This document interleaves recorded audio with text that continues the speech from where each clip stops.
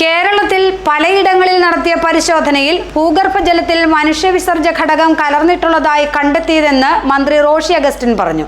ജലജന്യ രോഗങ്ങൾ പടരാനുള്ള സാധ്യത വർദ്ധിക്കുകയാണ്. നല്ല കുടിവെള്ളം വീടുകളിലെത്തിക്കുകയാണ് പരിഹാരം.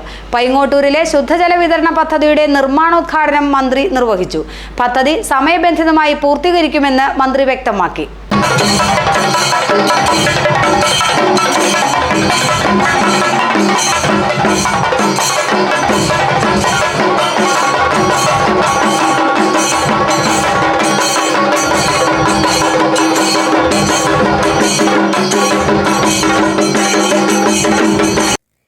വർഷത്തിൽ 12 മാസവും മഴ ലഭിക്കുമ്പോഴും കേരളത്തിൽ ശുദ്ധജലം കിട്ടാവുന്ന സാഹചര്യം കുറവാണ്. ഭൂഗർഭജലത്തിൽ മനുഷ്യവിസർജ്യ ഘടകം ഉൾപ്പെട്ടിട്ടുള്ളതായാണ് പരിശോധനയിൽ കണ്ടെത്തിയിട്ടുള്ളത്. ജലജന്യ രോഗങ്ങൾ വർദ്ധിക്കാനുള്ള സാധ്യതയുണ്ട്. നല്ല കുടിവെള്ളം വീടുകളിൽ എത്തിക്കേണ്ടതുണ്ടെന്ന് മന്ത്രി റോഷി അഗസ്റ്റിൻ പറഞ്ഞു. ശുദ്ധജല ലഭ്യത ഉറപ്പുവരുത്താൻ ഏറ്റവും കൂടുതൽ ശ്രദ്ധിക്കേണ്ടതാണെന്നുള്ളൊരു ഘട്ടം മലയാളികളുടെ മനസ്സിൽ, പ്രത്യേകിച്ച് കേരളത്തിൽ സജീവമായി തുടങ്ങിയത് സമീപകാലത്താണ്. ധാരാളം മഴ ലഭിക്കുന്ന ഒരു സംസ്ഥാനമാണ് കേരളം. ഏതാണ്ട് 12 മാസവും നമുക്ക് ഒരുപക്ഷെ മഴ ലഭിക്കുന്നുണ്ടോ എന്ന സംശയമുണ്ട്. എന്നാൽ കുടിവെള്ളത്തിന് നല്ല വെള്ളം, ശുദ്ധജലം കിട്ടാനുള്ള സാഹചര്യം ഇന്ന് കേരളത്തിൽ കുറവാണ്. 44-ലധികം നദികളും പുഴകളും തടാകങ്ങളും അരുവികളും നീർച്ചാലും എല്ലാം ഉണ്ടെങ്കിലും ഗ്രൗണ്ട് വാട്ടറിലെ ജലം പരിശോധിച്ചാൽ കാണുന്നത്, ഒട്ടേറെ സ്ഥലങ്ങളിൽ പരിശോധന നടത്തിയപ്പോൾ കാണുന്നത് അതിലെല്ലാം മനുഷ്യ വിസർജ്ജ ഘടകമുള്ളതായിട്ടാണ്. അതിൻ്റെ അർത്ഥം ജലജന്യ രോഗങ്ങൾ ഉണ്ടാകാനുള്ള സാധ്യത വർദ്ധിക്കും.